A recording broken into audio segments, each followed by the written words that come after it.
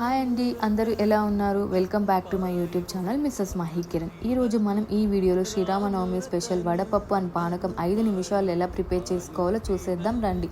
ముందుగా వడపప్పు ఎలా ప్రిపేర్ చేసుకోవాలో చూద్దాం. నేను ఇక్కడ 1 కప్పు పెసరపప్పుని వాష్ చేసేసుకొని 1 గంట నానపెట్టుకున్నాను. తర్వాత వాటర్ని ఫిల్టర్ చేసేసి పెసరపప్పులో 3 స్పూన్స్ల బెల్లం బాగా దంచుకొని యాడ్ చేసేస్తున్నాను.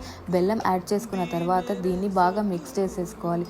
తర్వాత సన్నగా తరిగినటువంటి కొబ్బరి ముక్కలు యాడ్ చేసేస్తున్నాను. కొబ్బరి ముక్కలను కూడా బాగా మిక్స్ చేసేసుకోవాలి. అంతేనండి, ఎంతో ఈజీగా ప్రిపేర్ చేసుకోగలిగిన వడపప్పు శ్రీరామనవమి స్పెషల్ రెడీ. ఇప్పుడు మనం పానకం ఎలా ప్రిపేర్ చేసుకోవాలో చూసేద్దాం రండి. పానకం ప్రిపేర్ చేసుకోవడానికి ముందుగా మనం 1 కప్పులో పెద్ద గ్లాసులో వాటర్ తీసుకోవాలి. వాటర్ యాడ్ చేసేసుకున్న తర్వాత మనం బాగా దంచుకున్నటువంటి బెల్లంని 2 స్పూన్లు యాడ్ చేసేస్తున్నాము. బెల్లంని యాడ్ చేసేసుకున్న తర్వాత మనం బాగా మిక్స్ చేసేసుకోవాలి.